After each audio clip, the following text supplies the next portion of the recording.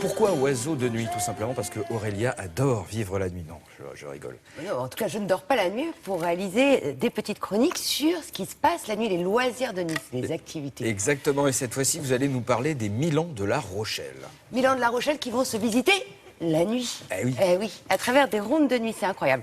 En fait, tous les étés, depuis 1996, ce sont des visites complètement insolites qui se passent à La Rochelle avec un veilleur habillé comme au Moyen-Âge qui va vous guider avec sa petite torche à travers La Rochelle. Sa petite torche ou même sa petite flamme qui... Sa petite flamèche. Sa petite flamèche. Qui va donc vous guider à travers La Rochelle pour une visite complètement mystérieuse et insolite de La Rochelle la nuit. Mais à travers cette visite, on va visiter aussi 1000 ans d'histoire, du Moyen-Âge à la Libération.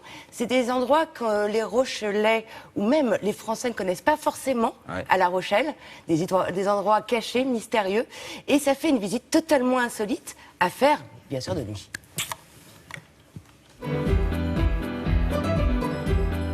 Les gens de l'échevinage m'ont dit, ce soir, veilleur, nous avons quelques amis de passage à La Rochelle. Est-ce qu'ils sont prêts à se coucher à 6 h du matin? Oui? Eh bien, allons-y alors. Les rondes de nuit à La Rochelle, c'est une visite atypique qui mêle à la fois promenade, patrimoine, histoire et théâtre.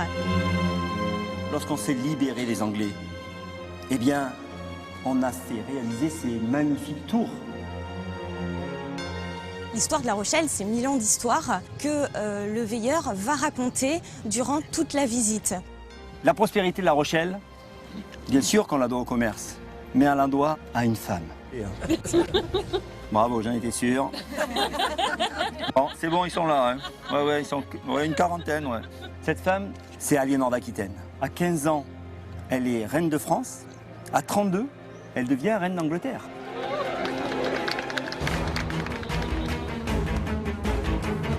Il y a une particularité à La Rochelle. Qu'est-ce donc? De l'ardoise. Et ça sert à quoi l'ardoise? Protéger de l'air salin à La Rochelle. Et les caves communiquent entre elles. Et dans les plus grandes caves, on y célèbre le culte réformé. Et oui, La Rochelle est bien protestante.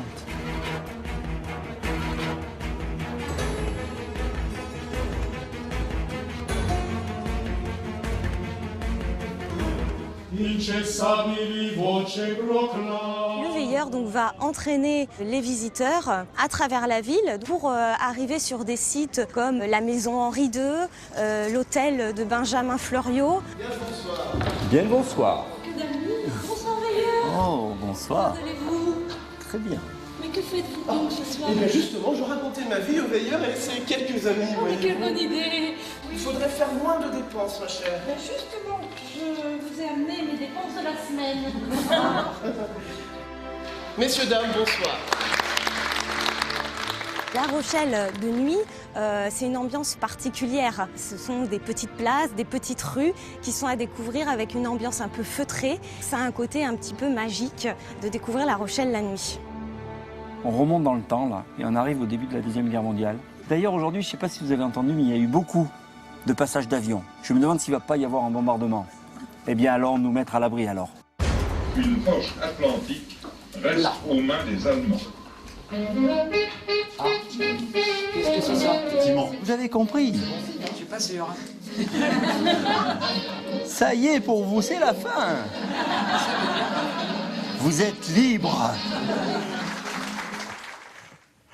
Ah, j'adore la tête du conteur, hein, vraiment avec son... Le Vous veilleur. savez qu'il y a eu un maire de Montmirail là-bas, attention. À La Rochelle. Ah oui, ça rigole pas.